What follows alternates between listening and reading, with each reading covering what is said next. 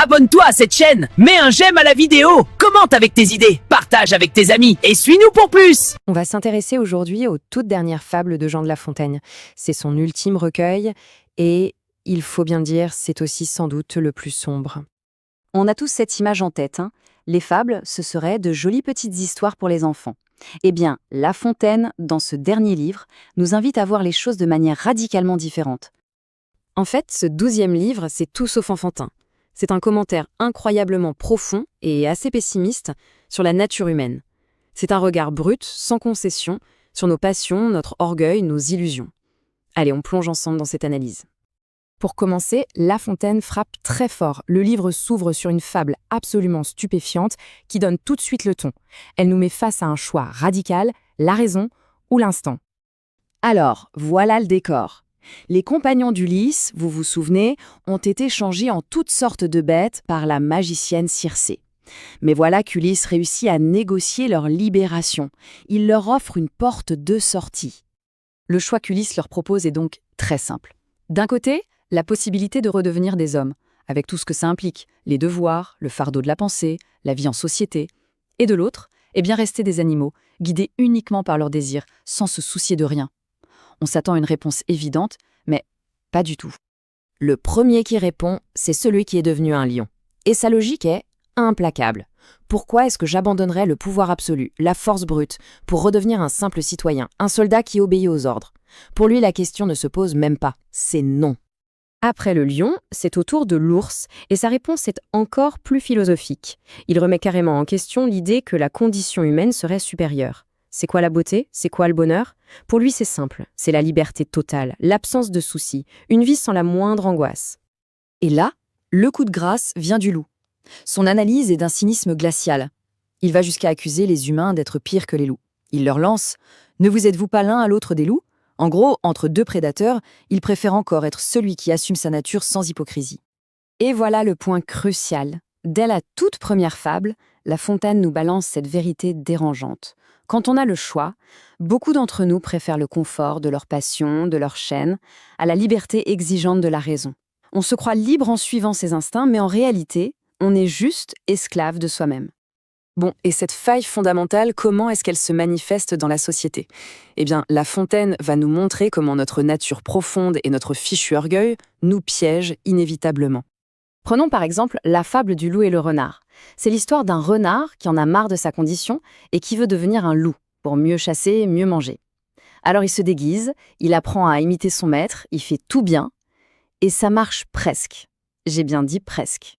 Parce qu'au moment décisif, qu'est-ce qui se passe? Il entend un coq chanter. Et là, c'est plus fort que lui. Il oublie son rôle, son déguisement, ses leçons, tout. Il fonce sur sa proie naturelle. La morale est limpide, chasser le naturel, il revient au galop. On n'échappe pas à ce qu'on est. Alors, que se passe-t-il quand deux natures comme ça, bien têtues, se rencontrent? C'est tout le sujet de la fable des deux chèvres. Imaginez la scène. Elles se retrouvent nez à nez sur une planche si étroite que c'est à peine si deux belettes pourraient s'y croiser. Et bien sûr, aucune des deux ne veut reculer. Le résultat était couru d'avance, non? Leur orgueil, leur obstination, les mènent droit à une destruction mutuelle. Elles tombent toutes les deux. C'est une illustration juste brillante de la façon dont notre ego peut nous conduire à notre propre perte. Après avoir disséqué nos failles intérieures, La Fontaine lève le regard vers les puissants. Qu'il s'agisse des rois ou même des dieux, est-ce qu'ils se soucient vraiment de nos petits combats? Prenons l'éléphant et le singe de Jupiter. On a un éléphant qui est persuadé que sa guerre contre un rhinocéros est l'événement du siècle. Pour lui, c'est sûr, tout l'Olympe a les yeux rivés sur le champ de bataille, attendant de voir qui va gagner cette lutte titanesque. C'est à ce moment-là qu'arrive un messager des dieux, le singe de Jupiter. L'éléphant tout fier s'attend à recevoir un message d'encouragement divin. Mais pas du tout. Le singe lui révèle la vraie mission que les dieux lui ont confiée, une mission d'une banalité absurde. Il doit juste partager un brin d'herbe entre quelques fourmis. Le contraste est juste saisissant. La leçon est assez cruelle, il faut l'avouer. Nos drames, nos guerres, nos passions les plus intenses ne sont peut-être qu'un détail insignifiant à l'échelle de l'univers. Pour les dieux, nous dit la fable, les petits et les grands sont égaux à leurs yeux. C'est une vision quand même très pessimiste de la justice cosmique. Alors, après ce tableau si noir de l'humanité, du pouvoir, quelle est la conclusion de La Fontaine? Quelle porte de sortie nous propose-t-il? La réponse, elle se trouve dans la toute dernière fable du recueil. Cette fable nous présente 3 hommes saints. Le premier décide de se faire juge pour apaiser les disputes, mais il finit par être détesté par tout le monde. Le second, lui, se dévoue corps et âme aux malades, mais il ne récolte que des plaintes et de l'ingratitude. Complètement écœurés par le monde, ils abandonnent tout.